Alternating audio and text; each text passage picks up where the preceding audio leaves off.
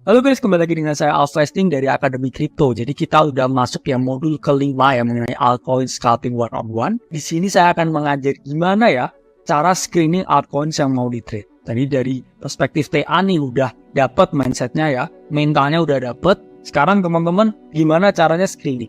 Langsung aja. Jadi apa itu screening? Jadi screening itu kegiatan ya untuk memilih pair mana yang teman-teman trade, aset mana yang teman-teman trade, altcoins mana yang teman-teman pilih untuk teman-teman open posisi. Sehingga screening ini memiliki beberapa kepentingan ya. Pertama ini ajang pemanasan. Jadi teman-teman sebelum trade ini screening dulu ya, lihat dulu ya. Kemudian teman-teman bisa ya memilih yang terbaik ya, karena screening ini kan tujuannya mencari yang terbaik, cari koin mana yang paling possible buat teman-teman. Sehingga teman-teman juga bisa melatih disiplin ya.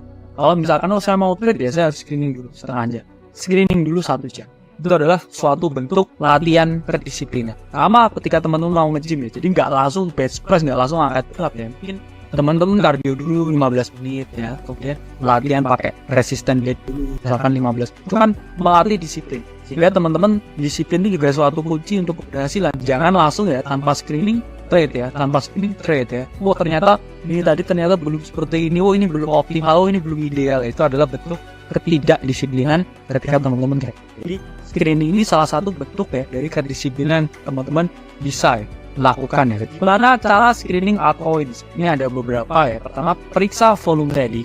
Kedua, periksa korelasi dengan Bitcoin. Ketiga, periksa Bitcoin domination. Keempat, periksa US stock market. Kelima, periksa funding. Keenam, check open interest. Terakhir, periksa rasio long dots.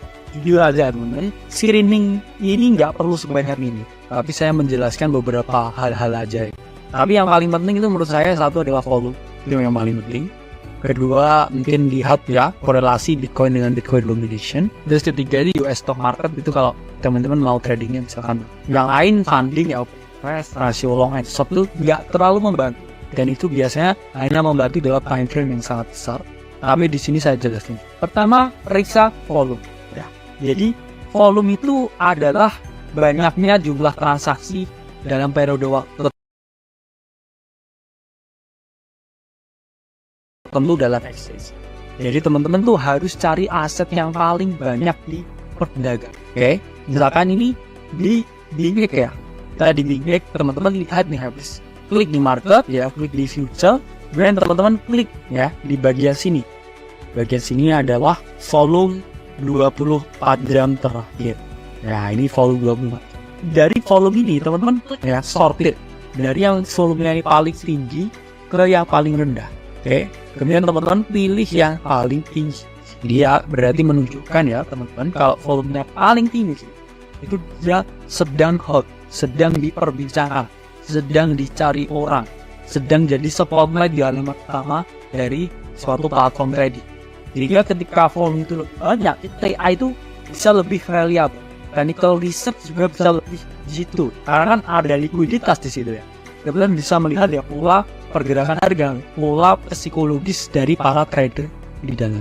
Karena tradernya banyak nih, sama aja teman-teman enak mana berenang di kolam yang banyak airnya atau kolam yang airnya cuma cekok. Ya pasti ya banyak airnya. Tapi kalau banyak airnya teman-teman bisa banyak gaya. Seperti itu ya analog. Kedua, periksa korelasi dengan Bitcoin. Di Bitcoin ini pada dasarnya ini selalu bawa drawdown ke altcoins atau bawa pump ke altcoins. Jadi ketika teman-teman lagi screening, dilihat dulu ya chartnya altcoinnya gimana, chartnya Bitcoinnya gimana. Karena Bitcoin ini selalu mempengaruhi geraknya altcoin. Saya bilang hampir 80% teman-teman. Kenapa begitu ya? Karena satu ya pada dasarnya kan ada trading pair BTC dalam setiap altcoin di exchange. Itu mempengaruhi. Jadi Bitcoin geraknya kemana ya karena dot trading pairnya ini dia ngikuti. Kedua juga ya bot trading algoritmanya ini ya di setiap exchange yang melakukan trading itu dia selalu juga pasang pair di Bitcoin juga di altcoin. Sehingga ketika trading botnya Bitcoin ini geraknya naik misalkan ya altcoin itu juga bawa naik.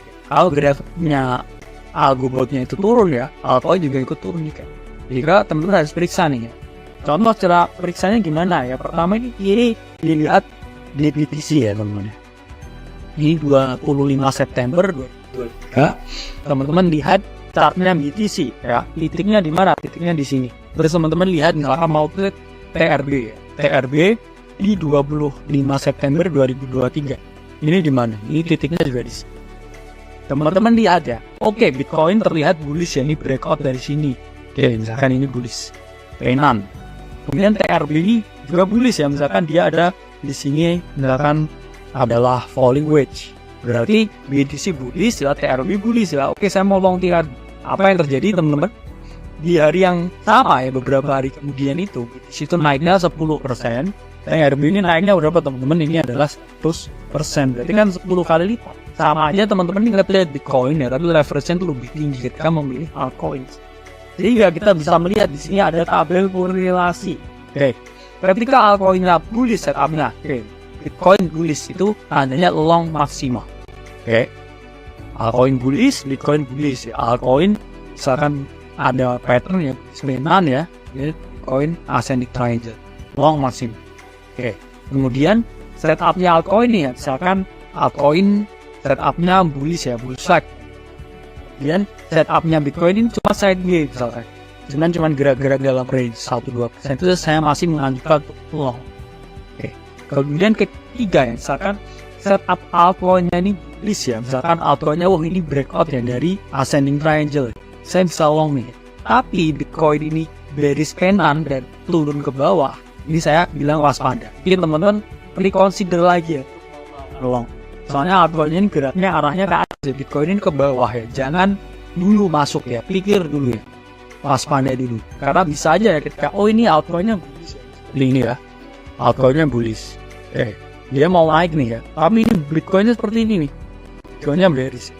Altcoinnya ini bullish penan ya, Bitcoinnya ini bearish penan ya. Ini bisa aja teman-teman ketarik gini dulu, Bitcoin turun ke sini. Nah ini false breakout di altcoinnya, ini sering terjadi. Dia ketika altcoinnya bullish ya, kemudian Bitcoinnya bearish, waspada dulu. Tapi kalau misalkan altcoinnya ini bearish ya, kemudian Bitcoinnya bearish ya, misalkan ini altcoinnya bearish penan, kemudian Bitcoinnya juga bearish penan, ini short mampus ya, bila short mampus, karena altcoinnya itu pasti drop, Bitcoinnya juga ikut drop. Nah kemudian ketika altcoinnya ini bearish, tapi Bitcoinnya sideways ya, sama kayak skenario yang kedua, saya masih bilang short, karena probability-nya ini masih dia juga turun ke bawah. Dan yang terakhir ya, ketika setup altcoin ini bearish, misalkan altcoinnya ini udah breakout ya, bearish penan, ya Bitcoinnya ini masih bullish ya, masih kayak ascending triangle, awas ketarik ya, karena sering juga ya, misalkan altcoinnya seperti ini ya, altcoinnya gini, ini mau turun nih, tapi Bitcoinnya misalkan mau gini ya, ini tiba-tiba kayak gini terus gini, jadi teman-teman akan kan ya false breakdown. Jadi ini naik, awas tarik ya, tarik mampus kan. Dari sini bisa dipahami ya korelasi Bitcoin dengan altcoin. Kita lanjut. Selanjutnya adalah teman-teman screening, lihat US stock market ya, bilang setelah tahun sekitar 2013 naik ya, ketika stock market itu para visinya juga udah masuk di kripto ya. Ini saya bilang trading bot dan trading algo itu mereka istilahnya juga spying ya dengan market Bitcoin. Jadi mereka ini juga gerakin Bitcoin, yang mana trading algonya sama ya. Jadi ketika di sini Bitcoin itu geraknya kemana ya, ini US stock market itu ternyata kalau dicek tuh geraknya juga.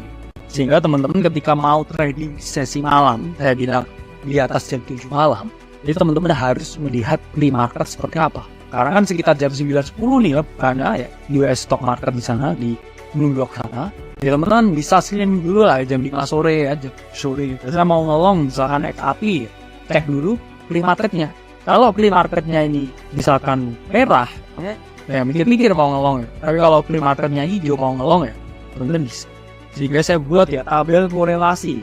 Ketika altcoinnya ini bullish ya, misalkan seperti ini, mau naik, terus teman-teman lihat ya pre-market data hijau. Saya bilang 70% itu Bitcoin bakal juga, sehingga potensi keberhasilan trading altcoin misalkan XRP, Solana itu saya bilang 50% berhasil. Tapi ketika altcoinsnya ini bullish ya teman-teman, bullish kayak gini ya mau naik, terus teman-teman lihat pre-marketnya itu merah ya, di sini merah, saya bilang 70% itu Bitcoin merah ya, dan altcoin ini berhasil tuh hanya 20%. Ya, 80% itu chance-nya adalah gagal. Nah, kemudian di sini ya ketika altcoinnya ini bearish ya, jangan bearish penan mau turun nih. market merah, saya bilang 50% Bitcoin itu merah, dan 50% ini short ini akan berhasil. Ini berhasil. Oke. Dan yang kedua ya, di sini ketika setup altcoin ini bearish ya seperti ini, terus kemudian P marketnya hijau, ini hati-hati tarik ke atas ya, karena Bitcoin bisa jauh sehingga kamu mau nge-short altcoin ini kemungkinan berhasilnya itu hanya 20%. Nah, selanjutnya periksa ya Bitcoin domination. Ini Bitcoin domination itu apa? Bitcoin domination itu indeks ya yang mengukur pergerakan harga ya dari altcoin yang mana dilihat dari dominasi Bitcoin. Karena ya ketika Bitcoin domination ini naik, ini artinya uang ini bergeraknya ke Bitcoin, bukan altcoin. Tapi kalau Bitcoin domination ini turun, itu tandanya apa? Duitnya keluar dari Bitcoin ke altcoin. Sehingga ini ya Bitcoin domination ini diwujudkan dalam suatu chart ya, sama kayak chartnya Bitcoin, bahkan baik dari future. Kemudian bisa long atau short dari Bitcoin domination. Ini per hari ini ya, ini tanggal sekarang ya teman-teman 15. Ini Bitcoin domination terlihat bearish ya, dimana di sini ada trendline ya, trendline continuation, di sini break, dan di sini retest, ada kemungkinan dia untuk jatuh. Ya di sini teman-teman bisa melihat ya, ada potensi penurunan ya kalau Bitcoin domination turun. Apa yang terjadi? Altcoin mungkin akan menyelamatkan. Gampangnya seperti. Kemudian ini ada tabel korelasi ya Bitcoin domination. Jadi Bitcoin domination ini ketika BTC-nya naik ya, kemudian harga Bitcoin juga naik, ini altcoin ini turun. Kenapa? Karena orang-orang ini pasti jual altcoin, dimasukin ke Bitcoin, dia chase depannya Bitcoin, karena Bitcoin domination naik, ini ke Bitcoin semua. Tapi kalau Bitcoin domination ini naik ya, kemudian harganya Bitcoin turun, ini altcoin ini turun drastis ya. Udah di Bitcoinnya dibuang barangnya ya, kemudian altcoin tambah lagi ya. Tapi kalau Bitcoin domination naik ya, Bitcoin ini stabil, ya, altcoin ini stabil lah, sih bisa ya teman-teman copet-copet lah mencari, misalkan 10-15% itu masih bisa. Tapi ketika Bitcoin domination ini turun, ya, kemudian harganya Bitcoin ini naik, jadi altcoin ini naik drastis. Artinya apa? Artinya udah Bitcoin aja naik ya, dominasinya tapi berkurang, sehingga ada sisa uang nih. Ini juga masuk ke altcoin juga. Sehingga ini disebut dengan all season. All season itu terjadi ketika harganya Bitcoin meroket ya, tapi harga Bitcoin domination turun. Jadi ada surplus ya teman-teman, ada duit dari luar yang masuk, yang sisa, yang mana ini dinaikkan ya, dimasukkan ke dalam altcoin untuk menaikkan altcoin. Baru kalau Bitcoin domination turun ya, Bitcoin juga turun, ini harga altcoin stabil aja. Tapi kalau Bitcoin ini turun ya, Bitcoin ini stabil aja ya, ini masuknya ke altcoin. Bitcoin domination turunin, nanti duit keluar dari Bitcoin. Bitcoin cuma side-by-side-nya aja. Ini juga bisa all season.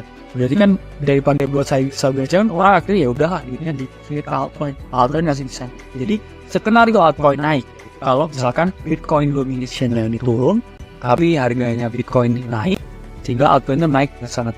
Atau skenario kedua ya, ketika Bitcoin domination turun, tapi Bitcoin ini cuma stabil ya, anteng-anteng aja. Ini tandanya altcoin itu akan naik. Kemudian teman-teman bisa periksa funding. Jadi funding itu apa? Funding itu adalah suatu biaya ya yang harus dikeluarkan oleh trader. Karena pada dasarnya ada perbedaan ya antara harga di future market dengan di spot market. Terus itu yang bayar perbedaannya itu apa? Itu adalah para trader yang trading di future.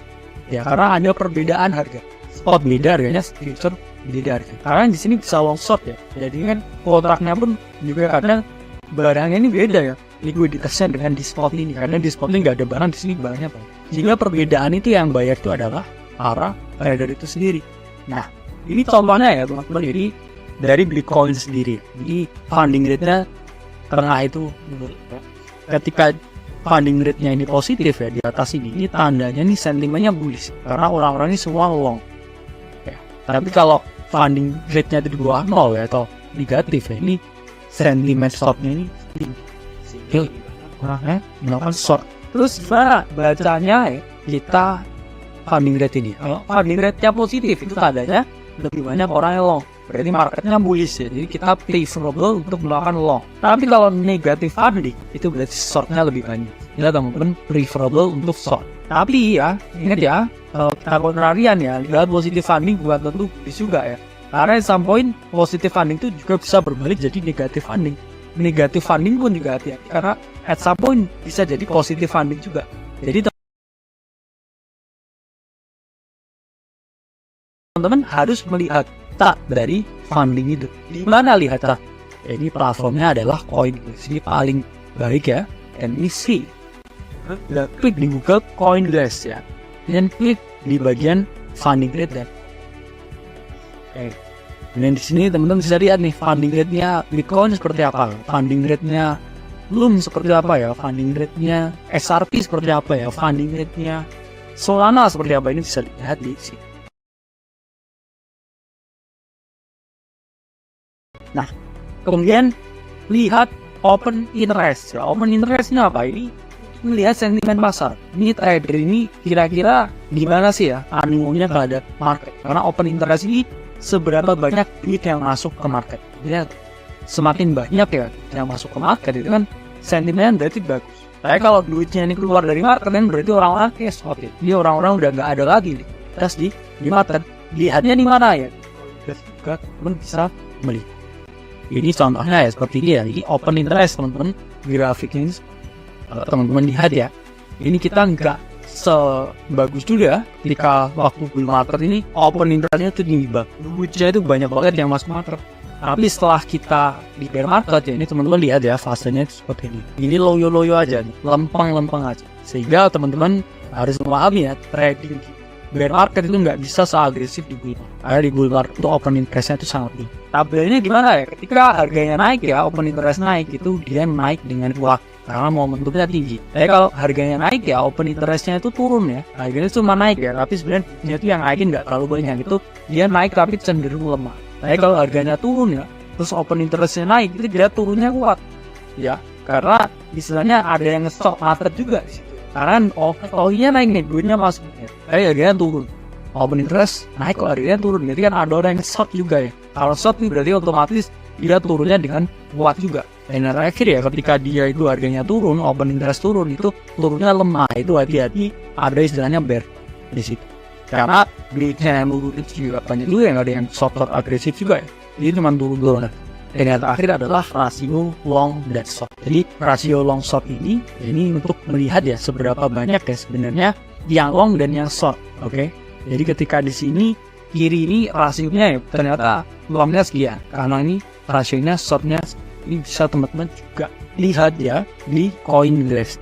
Jadi bacanya gimana? Kalau terlalu banyak orang yang long itu bullish sentimennya, jadi preferable long. Kalau misalkan banyak yang short ya sentimennya bearish, jadi preferable short.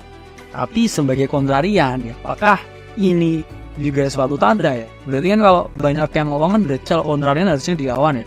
Kalau banyak yang short berarti kan kontrarian harus pikir long. Sehingga saya bilang ya, kalau open interest, kemudian funding rate, kemudian di rasio long and short, nggak usah terlalu diperhatikan. Fokus ke PA, korelasi dengan Bitcoin, dan juga volume. Itu adalah screening yang paling di.